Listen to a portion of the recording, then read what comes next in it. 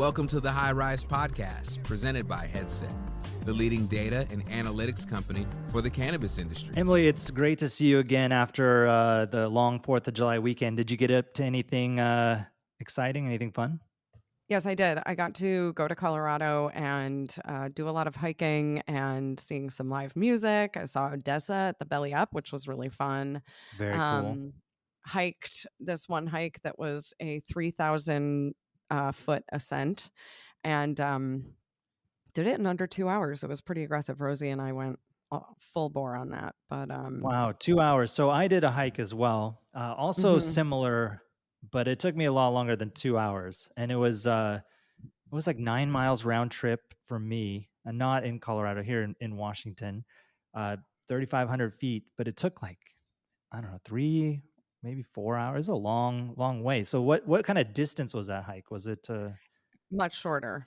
oh, So it was geez, like and a that death much march up a elevation? hill. Yeah, just It's like rock climbing and not hiking. it was. I mean, we were walking up double black diamonds, and I'm not even kidding. So, Right. yeah, it was amazing. But the view was well worth the trip. And then we took the gondola down, which was really awesome. And landed in town for the parade, which was neat because our friends at Sunburn Cannabis were in the parade, and there were a lot of folks from the industry there. It was great. Was It's it good just an time. industry hang? Is that what was going on? Just randomly happened to be?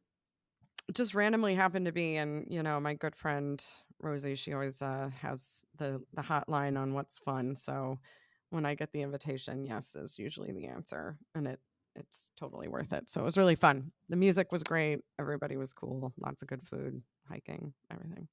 Well, very cool. Well, yeah, great 4th, and great over here too. But I'm sure it wasn't as exciting as Maryland. Given it was, essentially their first week or weekend of legal Mm-hmm. sales.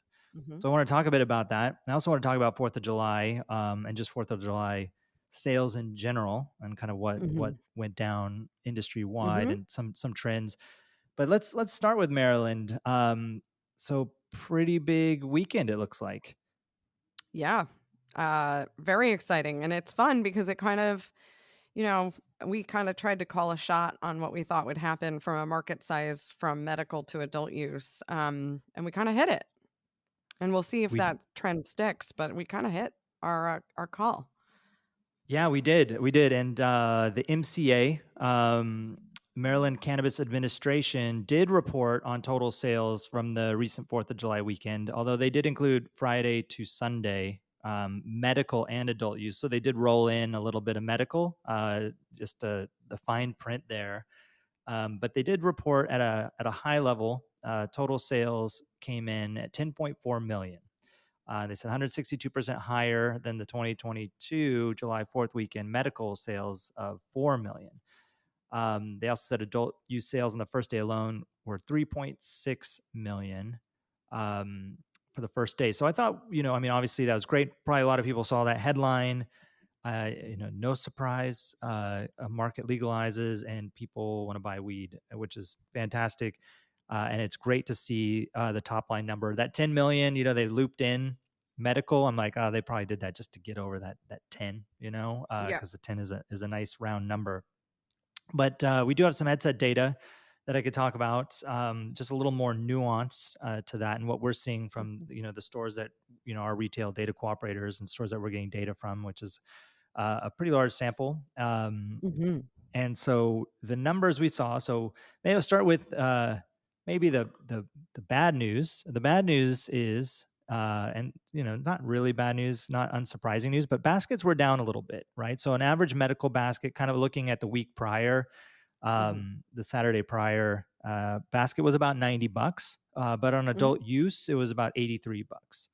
So, what is that, down roughly 7% or so, kind of rounding.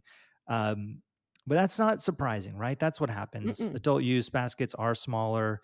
Yes. In general, there's obviously pricing. I didn't Mm-hmm. look at pricing for the first weekend of sales. I mean, I'd be surprised if it was exactly medical, but I would also, wouldn't be surprised if they held pricing pretty high, given Yep. the expectation around demand. Mm-hmm. Um, but yeah, baskets down a little bit, right? From the actual, transaction. But those are still pretty big baskets. When you look at average baskets in other markets, I feel like $83 is like a very sizable basket.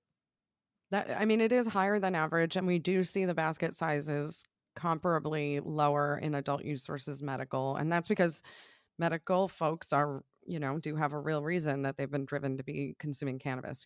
So it's not like it's as much of a discretion. It's not, like, oh, let's try this out and have some fun with this. It's like, nope, I definitely need this much milligrams of THC or whatever it is for the condition that they're buying. So it's not terribly surprising, but it is a good basket size first It's weekend great. out. Yeah, Hmm. yeah. If they can keep that going, that would be incredible. Hmm. Um, but on the good news side, 4 times the receipts, roughly like 3.7x on the Bingo. receipts on day one, which is massive, right? It's massive. I think we were saying, roughly 3x, and so Hmm. blew that out of the park with closer to four Hmm. times, and this was on that Saturday, from our sample. So that's great, but it did kind of come down a little bit on Sunday. Is about 2.5 times on Sunday, 2.5 times like the previous Sunday, the medical only Sunday. And so Hmm. there's all sorts of factors, right? I mean, Sunday was what, July 2nd. People probably stocked up on the first. It's also kind of a strange weekend with a holiday, right? So it's Hmm. kind of unknown, like how many people are actually just like gone. Hmm. That took off on Saturday, took a 4-day week because or 4-day weekend because the fourth was on Tuesday, which I think was a pretty common thing. I know a lot of people working Monday too, but there's all sorts of factors. But 2.5 times, pretty good. I still think it's gonna, maybe it'll level out here, but somewhere between 2 and 3 times, I think is realistic, and that's more like what we predicted, right? Hmm. In the Yeah, previous, we were yeah, we were right around 3 times. And when I said that, I wasn't thinking about every store would be 3 times. This is a pretty good lift across the whole market. And I did think the average per store sales revenue was an interesting thing. On Saturday it was 50K, on Sunday it was 28K, which would put any of these stores between a 10 and an $18 million run rate if you kind of like averaged it out and looked at taking away a few days of the year for holidays and whatnot. But I think it's a pretty interesting. That's like a pretty good size for a door. For folks at home, I always think about if a store's over 3 million, you should be able to be EBITDA positive, and if you run even more efficiently, you can get lower. But those are kind of some of the numbers to know in terms of like how I think about stores for what it's worth. So 10 to 20 million, somewhere in there on week one is pretty good. If I mean, now we don't know where it'll net out. We know, the New Jersey stores are still monsters. There are still doors doing, closer to 50 million annually in that market after being open for a year and some change. But those are still good run rates. I mean, everyone would love to have a retail location that does something like that. no kidding. I mean, what's like a Starbucks store, like 1 million a year on average, Mm, something like that, I think. yeah, crazy um margins on coffee though.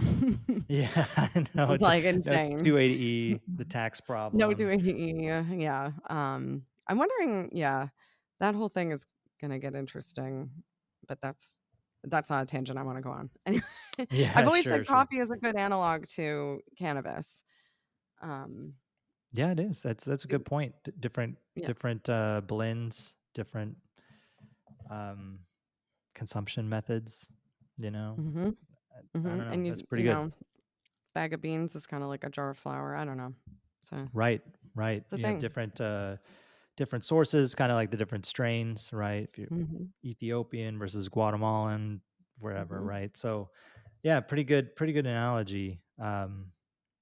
Yeah, but about 1 million, I think, is what a Starbucks does. So you're looking at 10x that, Hmm. and we're talking averages, right? So of course, if you have Just if you're averages. listening and you got a Hmm. store somewhere right on Pennsylvania border or what have you, you probably outperformed, Hmm. but still on average, a pretty good lift for their first weekend of sales. And we'll continue to monitor this stuff, and after the news cycle calms down, and they're not reporting on the MCA numbers as much, Headset will Hmm. continue to share this stuff because I think it's pretty interesting to watch and a good way to kind of look at the back half of the year. We had a great start with Missouri, and now the back half with Maryland. I think it's a really good narrative and a great so far from what I've heard. Sounds like it went off pretty well.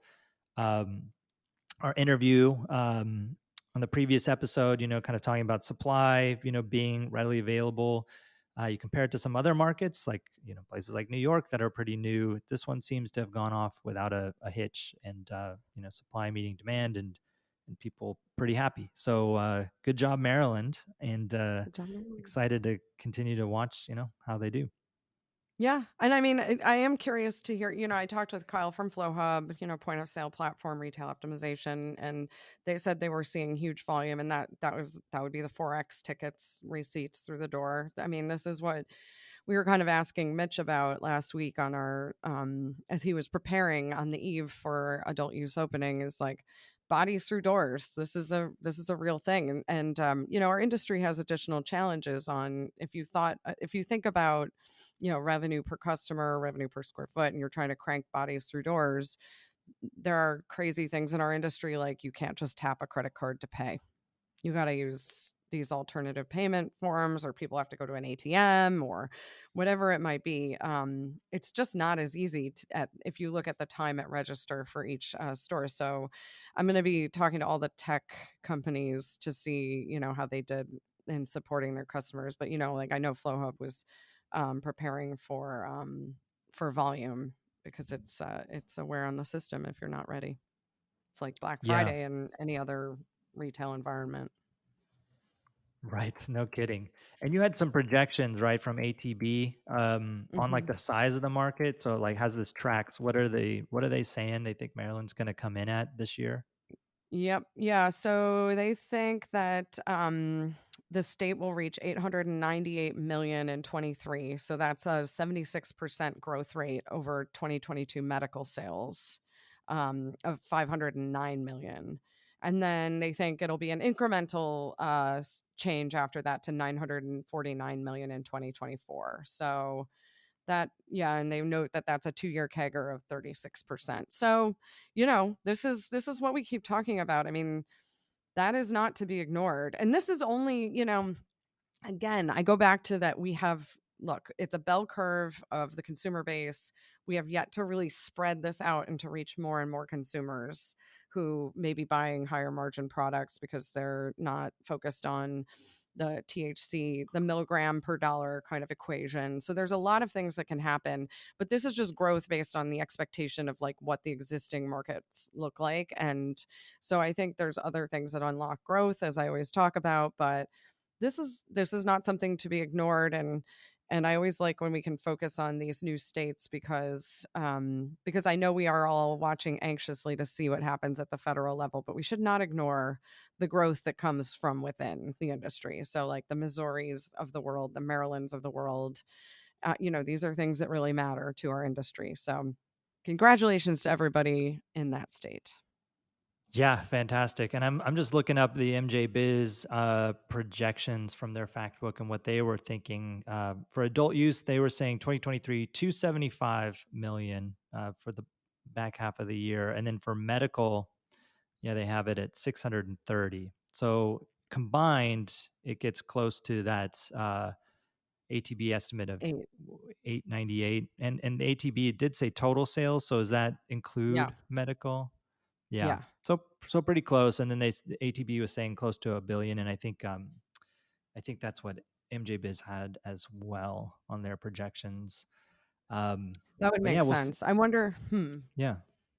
I wondered if did they publish that before Maryland pulled forward the start date? Because remember, it was originally delayed too. Yeah. I wonder if there's any. Right, I thought that too. It does have a comment in the fact book that says that mentions recreational cannabis will first be sold in the state's medical marijuana dispensaries, which will be allowed to convert to dual use licenses July 1.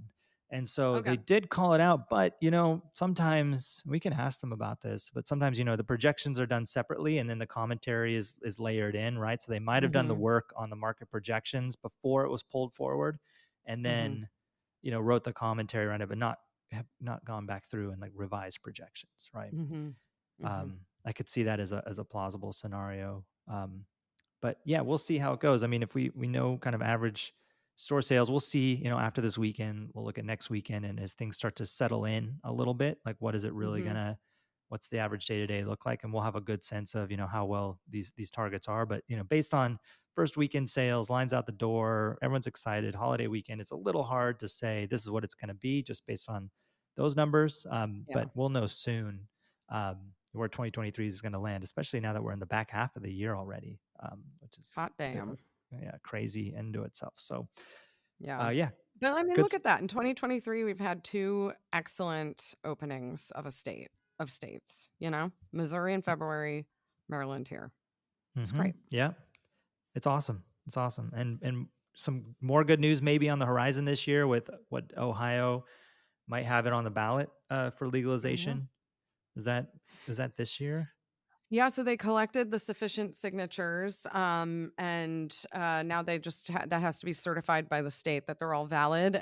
But it sounds like, based on what I'm hearing from local policy folks, that it looks good. So that that's something. Step one, and that was hard Right. because from what I understand, they could not have duplicative signatures from the last time they ran an initiative. So it's almost like a double count. So if that's any indicator of voting turnout on the issue in the end, I'll take that.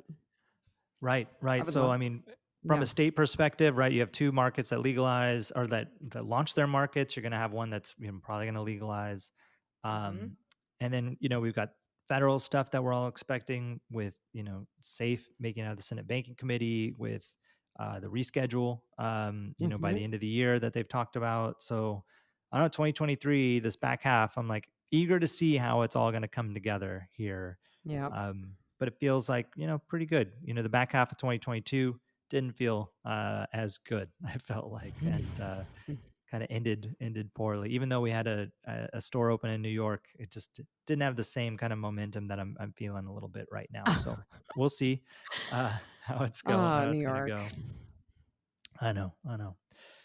We don't need to get into that at Nope. this moment, but Somehow we always find a way, but no, we're find a not. way. So true. We'll find Well, some way. let's. I do want to talk a bit about Fourth of July sales Yeah. as well, right? So, Fourth holiday weekend. There's always some interesting nuance with holidays, and I wanted to pull some data from Headset. So we've got a really good holiday tracker where you plug in a time frame. So the time frame I looked at was July 1st into the 5th. All the markets that we cover in the US here, and then really looking at, how did that compare? And it compares to the average of the 4 periods prior. And we can see, what kind of lift did we get, right? So, um, as we were talking about this before the show, you actually had a really good guess, I would say, on what the numbers or what category showed the best growth, right? And it's pretty intuitive, I think, but also like you hit it like spot on. Like the number one category that we saw the largest amount of growth in, drum roll please, was Brrrr. beverage. Beverages, right? Which is intuitive. And when you think about it, I'm like, oh yeah, obviously beverages. But you're like, yeah, can you pull some data? Let's see how beverages did. And it's like, yeah, right there on the top of the growth. Beverages still small category, as we always say. Oh, wow. Yeah. But any increase can, as far as percentage increase, it really does have a pretty big impact. Um, Hmm. and so, yeah, beverage was up, I think, what, like 16.5% or so across, Yeah. average across all markets. So that's pretty significant. Other notable categories that, had some good significant growth were like things like pre-roll, I think, which Hmm. also, pretty intuitive. I think that was, somewhere 5 to 10%. Um, Areas where you That saw was a big jump. declines, big jump. Pre-roll. Yeah. Yeah, that actually I can't see because of my screenshot here, but that looks like a Mm, big percentage increase. Not as big as beverage, of course, but it does right. look like a good lift. And vapor pens too in there, but yeah, edibles, concentrate. Yeah, Yeah, pre-rolls everybody had a lift. up, but flower and vapor pen down a little bit. As far Flower as and vape increase in pen. sale. Mm-hmm. Yeah, down. But edibles are up, pre-rolls are up. And then some of the real small categories like tinctures, topicals are up. those ones get skewed really easily because they're so tiny. Tiny. Uh, but then I looked at like selected brands, and this is across all markets in the Mm-hmm. U.S. that we cover. So it's a lot of a mix and match of brands, and some brands have representation in some markets, some don't have representation in other markets. But some lift, can had some good lift, at 57% lift in sales. Maybe that's because they're marketed as a social drink, right? And Mm-hmm. people are going to go do social activities, so it seemed to perform really well. From a dollar sales perspective, Keef Cola did really well on the top of the list here, and that could be just coverage in the market. Could be Mm-hmm. maybe they had some discounting that they were doing. Their discounting was actually higher than kind of the average. It was up 19% on discounts versus comparison 4 weeks prior was like 12% on discounts. Where just for perspective on discounts was the same, 6% discount for the average for that time period. This is the 4th of July weekend versus 6% for the 4 kind of average periods prior. So they didn't Mm-hmm. discount but sales were up, where Keef seemed to be a bit more discounted and sales were up. Uncle Arnie's Mm-hmm. also same situation, discounts 14% versus 10%. Mm-hmm. Sales are up, and they did really well on dollar sales. Uncle Arnie's Mm-hmm. did for the weekend. So yeah, all sorts of nuance here, but definitely cool to dig in and see and make sense to bring beverages. I've done that in the past, at 4th of July events, but this year I didn't. I didn't get a chance to swing by and pick up any drinks. So unfortunately, I did not help contribute to that number. But some people out there are definitely buying the drinks, over the weekend. So yeah, that's Yeah. I think the kind of the big takeaways. I don't have the top line numbers handy for how the 4th did versus a prior weekend, but if Maryland's any indicator, I'm sure numbers were good, right? You have a whole new state to add to the sample. Yeah. It's a great place to have a beverage category too, just because of all the beachy activities and sailing and everything.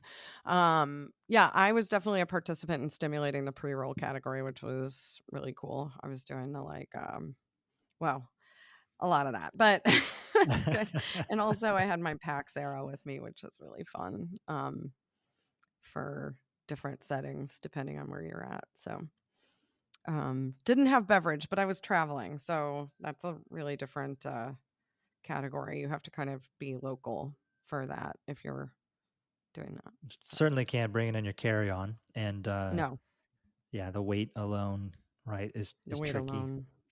Yeah. You could bring like a one of those things that puts a drop in the Yeah, like the like a the select yeah squeeze.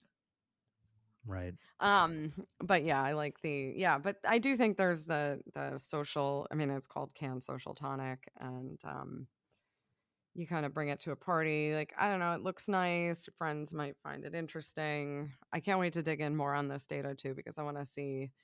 It's my suspicion that the Gen Z, the kids, are bringing that stuff to barbecues more so than wine and beer, since they're not drinking as much. So Yeah. Oh, hope so. Well, it'll be interesting. I don't know what's the next holiday. Labor Day, Labor Day. Yeah. that's So we'll another kind big of one. Like like yeah, yeah, we should it's follow a big up one. and see how Labor Day compares. So we'll save this Mm-hmm. data, and if we remember, look at the 4th Mm-hmm. versus Labor Day. But it'd be interesting to see. Um, and maybe we can pull Maryland data by then and see the brands out there for drinks. To your point. Yeah, that's a big Labor Day state again because of all the fun activities on the Chesapeake and the ocean and everything. So good Yeah. times. Good times. Well, it's summertime now, so yeah, we'll watch the sales and see how it goes. But it was good to have a long weekend. Good to be back, and just fantastic to see a new market launch. So, congrats, Maryland. Um, yeah, really exciting to see those numbers, and looking forward to watching it for the rest of the year here. Me too. Thanks for listening to the High Rise Podcast, presented by Headset. For more information on Headset, visit headset.io.